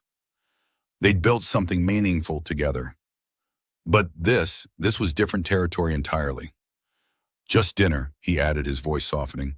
"No expectations, no ghosts." The reference to their shared past hung between them, acknowledgement rather than evasion. No pretending that Rebecca hadn't existed, that the dress incident hadn't happened, that they weren't both carrying histories that shaped their present. Just an invitation to move forward with eyes open. Lily looked at Maddie, peaceful in sleep, then back at James. "I'd like that." 2 days later, as February snow blanketed the city in hushed white, Lily stood before her closet, considering options with uncharacteristic indecision. Not the sapphire dress, that carried too much complicated history, but not her usual practical attire either. She finally settled on a simple emerald sweater dress she'd purchased years ago for a cousin's wedding, paired with black boots that prioritized stability on icy sidewalks over fashion. Dinner wasn't at an upscale restaurant or trendy bistro, but a small family-owned Italian place tucked between a hardware store and a dry cleaner in a quiet neighborhood. No white tablecloths or sommelier, just red checkered tables, mismatched chairs, and the rich aroma of garlic and tomatoes that spoke of authenticity rather than pretension. James waited at a corner table by the window, the glow of a single candle illuminating his features. He wore a gray sweater over a collared shirt, polished but not formal, suggesting consideration without performance. When he saw her, he stood a gesture of old-fashioned courtesy that somehow avoided feeling affected. "You look lovely," he said simply, no flourish or exaggeration in his tone, just appreciation, honest and direct. "Thank you." Lily settled into the chair opposite him, accepting the menu from a server who appeared with practiced timing. "This place feels right." The restaurant hummed with quiet conversation and occasional laughter, the Monday evening crowd sparse enough for privacy but sufficient to create ambient comfort. No pressure of an elegant setting, no weight of romantic expectation, just good food and the space to talk without interruption or agenda. They ordered pasta dishes recommended by their server, who they discovered was the owner's daughter, and a bottle of wine to share. As the meal progressed, conversation flowed with surprising ease, moving from the Sunshine Room's successful opening to books they'd loved as children, from Maddie's progress with speech therapy to Lily's upcoming certification exam. "Storybook Haven wasn't always a chain of 12 stores," James said, swirling wine in his glass. "It started as a single struggling bookstore in downtown that I bought from a retiring couple when I was 26. Everyone told me independent bookstores were dying, that I was throwing away my business degree." Lily leaned forward slightly. "What made you do it anyway?" "Stubbornness mostly," he admitted with a self-deprecating smile. "And I couldn't stand the thought of working for someone else. Those first years were brutal 14-hour days, living in the tiny apartment above the shop, fixing the plumbing myself at midnight." He described meeting Rebecca, a children's book editor who'd come to arrange an author event, and how her creative vision had transformed not just the business, but his entire perspective. Together, they'd created the first children's reading nook that became the store's signature. then expanded to a second location when the first finally turned profitable. The company grew so quickly after that, he said. We opened a new store nearly every year. Rebecca handled the creative direction while I managed the business side. It was a perfect partnership. Lily noticed how he spoke of his late wife without the raw pain that had colored his earlier mentions, still with love, but also with a kind of gentle acceptance that hadn't been there before. She shared stories from her own career journey, the mentors who had shaped her approach to pediatric care, her reasons for pursuing advanced certification despite the financial strain. Neurodevelopmental support is where I think I can make the most difference, she explained. Kids like Maddie, their bodies work differently, and our medical system isn't always designed for them. I want to help bridge that gap. Neither mentioned the past that had brought them together.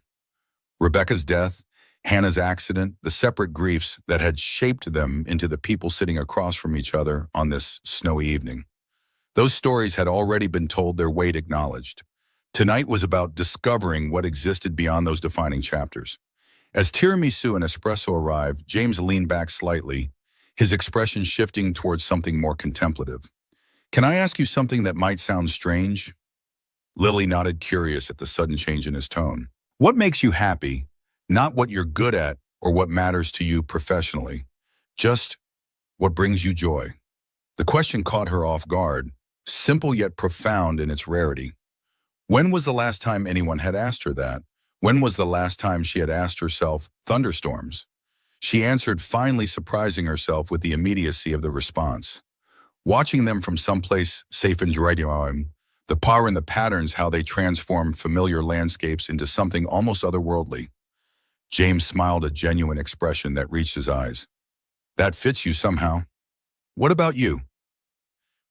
He considered the question with the same seriousness he'd applied to their business discussions about the Sunshine Room. Books, obviously, but beyond that, early mornings when the world feels like it belongs just to me for a little while, and watching Maddie discover something new, the way her whole face changes when a concept clicks into place. The simplicity of their answers revealed something important, that despite the tragedies that had shaped them, despite the responsibilities they carried, they hadn't completely forgotten how to find beauty in ordinary moments. The capacity for joy remained perhaps dormant, but not destroyed. When the check arrived, James reached for it automatically, then paused. I invited you, so this should be on me, but I don't want to presume. Next time can be my treat. Lily offered the implication of a future gathering hanging between them, like a bridge neither was quite ready to cross, but both could see on the horizon. Outside, snow continued to fall in fat, lazy flakes that melted upon contact with their coats. The street had emptied, most sensible people having retreated indoors against the February chill. James walked Lily to her car, their footsteps leaving parallel tracks in the fresh powder. At the driver's door, they paused, the moment waited with unspoken possibility. No dramatic declarations, no promises too big to keep. Just two people who had found unexpected connection standing together beneath gently falling snow. Thank you, James said softly, for dinner, for the Sunshine Room, for Maddie, for seeing us when we were invisible. Lily studied his face in the glow of the street lamp, mapping the contours of sincerity in his expression. Thank you for the same. He leaned forward slowly, giving her time to step back, if she chose. Instead, she met him halfway, their lips connecting in a kiss as gentle as the snow falling around them. No passion or urgency, just the quiet acknowledgement of possibility of beginning. When they parted, neither spoke immediately, letting the moment exist without analysis or definition. Finally, Lily opened her car door, the interior light illuminating her face. Good night, James. Good night, Lily. As she drove away, watching his figure grow smaller in her rearview mirror, Lily felt something unfamiliar expanding in her chest. Not happiness exactly, but its precursor. The recognition that happiness might once again be possible, that the path leading toward it was no longer obscured by grief's heavy fog.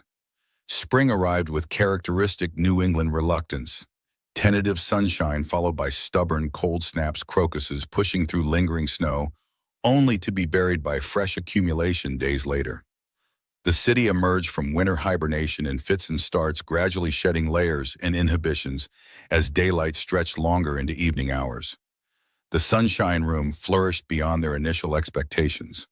What had begun as a modest community resource soon attracted attention from local media, then regional pediatric associations.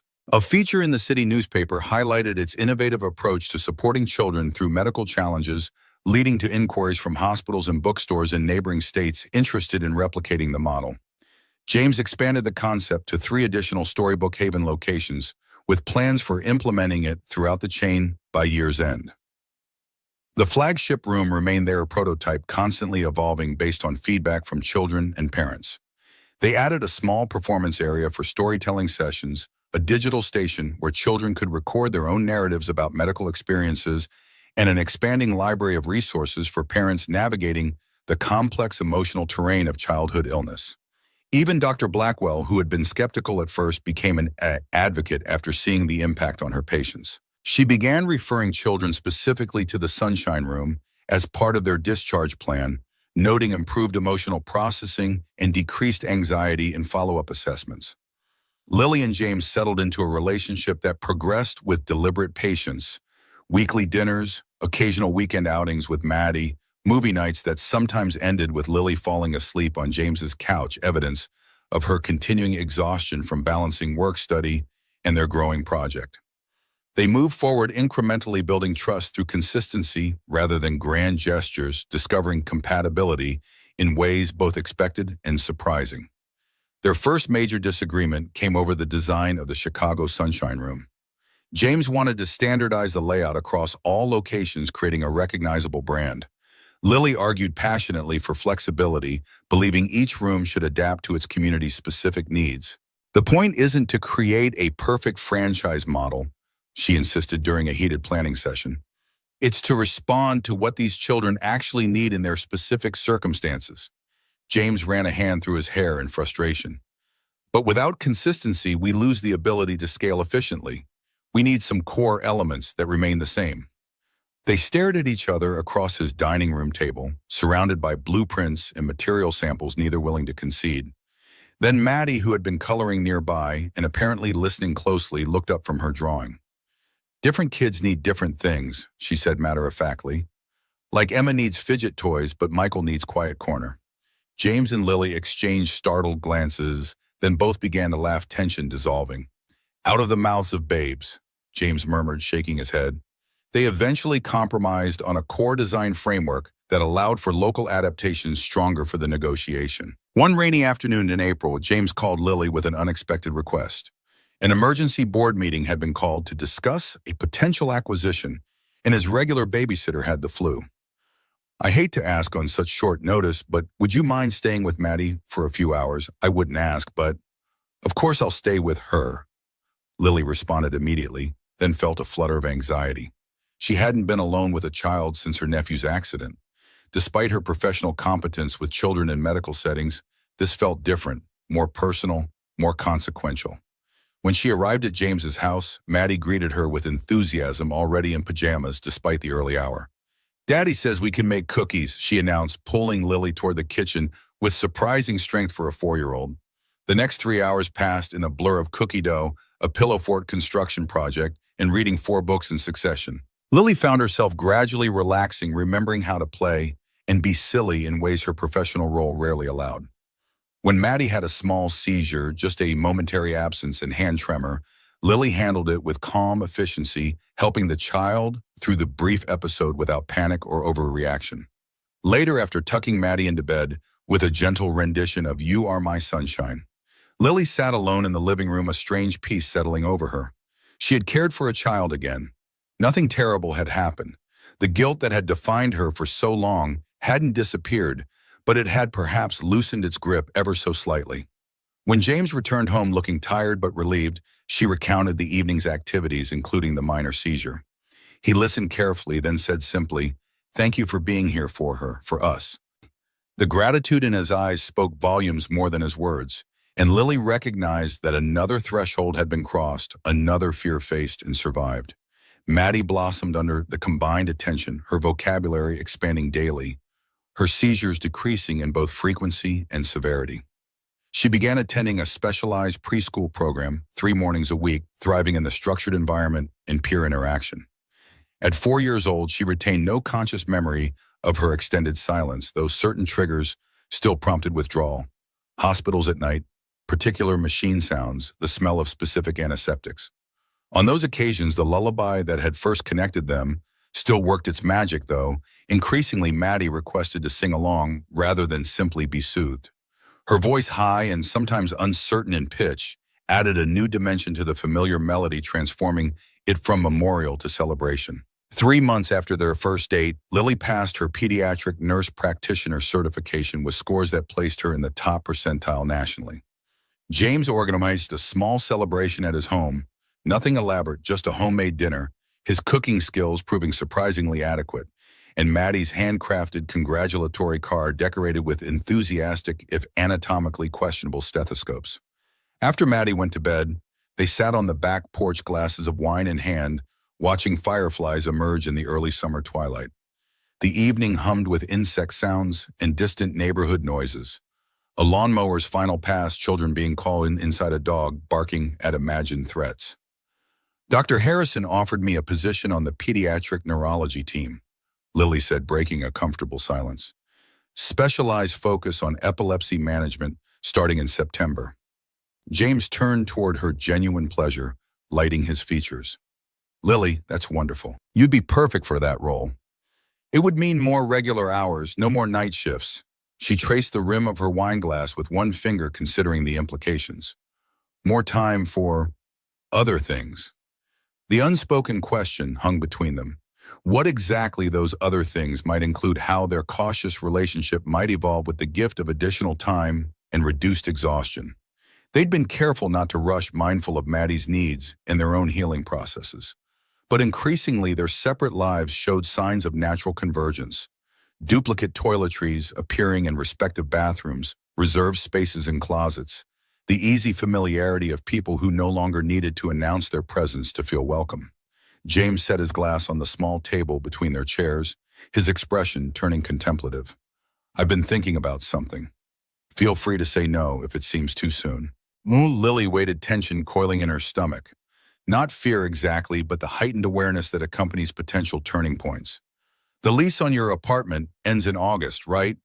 When she nodded, he continued, this house has too many empty rooms. It always has, even before. He paused, acknowledging the ghost that would always inhabit certain corners of their conversation. What I'm trying to say is, there's space here, for you if you wanted it. The invitation floated between them, significant yet carefully bounded. Not a proposal of marriage or even formal commitment, just a practical suggestion of shared space, the next logical step in their gradual intertwining. Lily considered it with the thoroughness she applied to all important decisions. The practicalities were obvious. Reduced expenses, proximity to the hospital, more time with both James and Maddie. But beneath those considerations lay deeper questions about identity and independence, about the meaning of creating home after years of temporary shelter. I'd need my own space, she said finally. Not just a bedroom, but somewhere that's mine, where I can study or just be alone sometimes. James nodded, understanding immediately. The sunroom off the east wing. It gets morning light, has built-in bookshelves, separate entrance to the garden. We could convert it into a private office for you, something completely yours. The thought he'd already given to her, needs the specificity of his suggestion, spoke volumes about his understanding of her. Not trying to absorb her into his existing life, but creating space for her to bring her whole self into their shared future. I'd pay my share, she insisted, unwilling to surrender financial independence, even in the face of his obvious greater resources. We can figure out an arrangement that feels fair to both of us. He agreed, respecting her need for equality without dismissing the reality of their income disparity. Whatever makes this feel right for you. Lily looked out at the gathering darkness, fireflies blinking like earthbound stars across the lawn. Moving in together was a significant step, not just for her and James, but for Maddie, whose hard-won stability deserved protection. Yet increasingly, Lily's absence felt like the disruption rather than her presence, the constant comings and goings more unsettling than the prospect of permanence. Yes, she said simply, the single syllable carrying the weight of multiple decisions. I'd like that. James reached across the space between their chairs, taking her hand in his. No dramatic declarations or effusive responses, Just the quiet acknowledgement of another threshold crossed together, another step toward building something neither had expected to find again. August arrived with characteristic heat and humidity, the city shimmering beneath a haze that transformed distant buildings into wavering mirages. Moving day dawned clear but oppressively hot, promising discomfort for the task ahead. Lily's apartment, once stripped of her modest possessions, revealed itself as the temporary shelter it had always been. Functional but impersonal, a place to sleep rather than a true home. The furniture had come with the rental. Her life fit into surprisingly few boxes, mostly books and professional materials. Clothes, a small collection of family photographs, and kitchen essentials. James and a friend from the bookstore loaded everything into a rented truck, while Maddie supervised from the shaded stoop, occasionally offering crucial observations about proper box stacking techniques. By noon, the apartment stood empty, echoing slightly, as Lily made a final walkthrough to ensure nothing had been forgotten. In the bedroom, she knelt to check under the bed one last time. Her fingers encountered something solid, the rectangular box containing the sapphire dress, still in its tissue paper, untouched since the night of the gala. She'd almost forgotten its presence, having tucked it away, both physically and mentally. She pulled it out, dust-coating the simple brown paper wrapping. The dress inside remained perfect, its color undimmed by months of darkness. A symbol of misunderstanding now transformed by perspective and time into something different, not a replacement or a comparison, but the beginning of a conversation that had led them here to this day, to this transition. Lily rewrapped the box carefully and added it to the final load. Yes, sir. Not to wear again. That moment had passed, but to keep as a reminder of how easily assumptions can obscure truth, how stories misinterpreted can still lead to unexpected destinations. The sunroom that would become her personal space had been freshly painted in her chosen shade of pale sage, its large windows washed until they gleamed in the afternoon sun. Built-in bookshelves awaited her collection, a new desk positioned to capture the best natural light, a comfortable reading chair angled toward the garden view. James had prepared the space with characteristic attention to detail, but had left it deliberately unfinished, awaiting her personal touches to transform it from potential to reality. That evening, as they unpacked the last of her books into the shelves, Lily found herself wandering into James's study. A large oak bookcase dominated one wall, its lower shelves filled with children's books, its upper reaches home to leather-bound classics and business texts. But it was the shelf at eye level that caught her attention, a collection of family photo albums neatly arranged by year. Without thinking, she pulled one out, opening to a random page. There was Rebecca, beautiful, vibrant, laughing beside a Christmas tree. Maddie, an infant in her arms. She wore a green sweater, her blonde hair cut in a stylish bob, her eyes crinkled with joy. On the next page, a summer picnic, Rebecca lying on a blanket reading to a toddling Maddie. She would have been 36 next month. Lily startled, nearly dropping the album. James stood in the doorway, watching her with an expression she couldn't quite read. "I'm sorry, I shouldn't have." "It's okay," he said softly, crossing to stand beside her. "I'm glad you're looking. She was part of building this family just as you're part of it now." Together, they turned the pages, James occasionally offering context for a photo or anecdote. Near the end of the album, Lily spotted a familiar flash of blue Rebecca holding up the sapphire dress against herself, smiling with anticipation. "It was for our anniversary," James confirmed, following her gaze. "I surprised her with it, but she never got to wear it. The aneurysm happened 3 days later." Lily's throat tightened. "Why did you keep it all this time?" "At first because I couldn't bear to part with anything of hers," he admitted. "Later, I don't know. Maybe because it represented something unfinished, a possibility that never had its chance." He looked at her directly, his expression open. "When I saw you with Maddie that first night singing Rebecca's lullaby, it felt like some kind of circle was trying to complete itself, not in a replacement way, but in a life-goes-on way." Lily nodded slowly, understanding in a way she hadn't before. The dress wasn't about filling Rebecca's space. It was about acknowledging that joy and beauty could exist again differently, but no less real. She closed the album, gently returning it to its place. "Thank you for showing me." "Thank you for seeing," he replied simply, and they returned to their unpacking, a new layer of understanding between them. By evening, most of her possessions had found new homes throughout the house.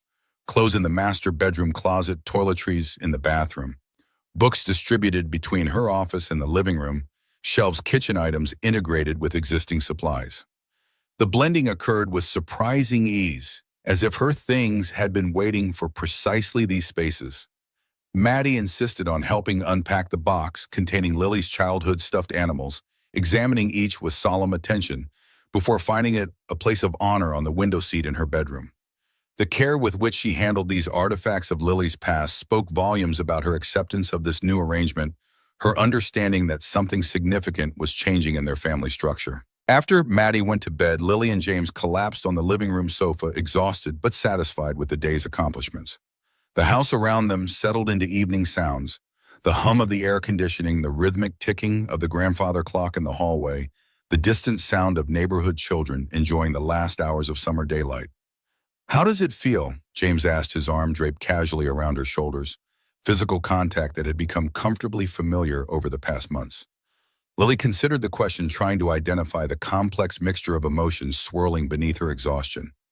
Relief, certainly, anticipation, a touch of anxiety about the adjustment ahead, but primarily unexpectedly, a sense of rightness, as if a puzzle piece had finally found its proper position after being forced into ill-fitting spaces. "Like coming home," she said simply. "Not because of the house, but because of who's in it." James tightened his arms slightly, pulling her closer. "Welcome home, then." The first weeks of cohabitation brought the expected adjustments, learning each other's rhythms and habits, negotiating shared spaces, establishing new routines that accommodated three distinct personalities. James proved to be an early riser who preferred quiet productivity before Maddie woke. Lily discovered his tendency to leave cabinet doors slightly ajar and books splayed open to mark his place. He learned about her preference for evening showers and absolute darkness for sleeping. She adapted to his methodical approach to meal preparation and Maddie's particular bedtime requirements. Small frictions emerged and resolved through conversation rather than conflict. His frustration when she rearranged the kitchen storage, her irritation when he scheduled social engagements without checking her work calendar, mutual adjustments to thermostat settings and laundry procedures. Each negotiation strengthened the foundation they were building, reinforcing their commitment to partnership rather than dominance or submission.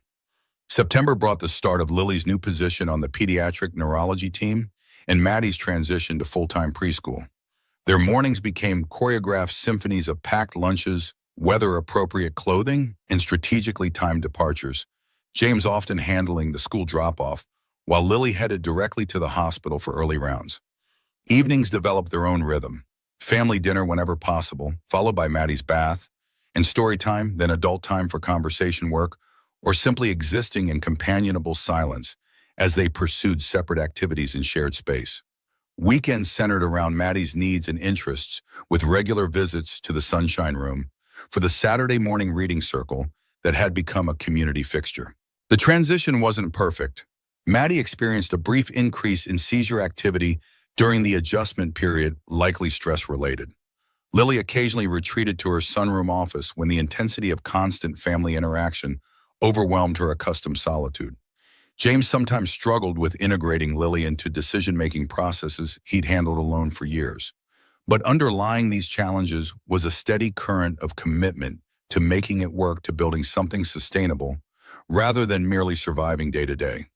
6 months after moving day, as winter once again blanketed the city in crystalline white, James suggested dinner at Salvatore's, the small Italian restaurant where they'd had their first date.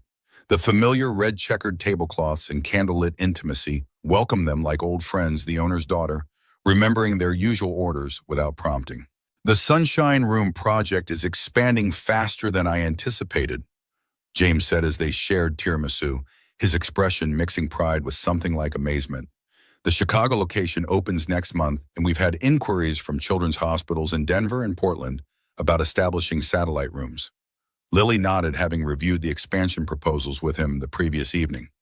"The training manual for volunteer readers is almost finished. I think standardizing that aspect will help maintain quality across locations." Their professional collaboration had evolved alongside their personal relationship, each strengthening the other in unexpected ways. Lily's medical expertise complemented James's business acumen. His entrepreneurial vision expanded the reach of her caregiving instincts. Together, they were creating something neither could have accomplished alone. James reached across the table, taking her hand in his, a gesture that had become natural over the months of their relationship. "I have something for you, not exactly a gift, more of a recognition." He withdrew a small envelope from his jacket pocket and slid it across the table. Inside, Lily found a business card with the Storybook Haven logo. Below it, printed in elegant serif font, were the words, "Lily Morgan, Director of Therapeutic Programs." "What is this, an offer?" James explained, his expression serious but warm. "A formal position with the company overseeing all Sunshine Room locations and developing new initiatives for children with medical challenges. Full salary benefits, equity stake.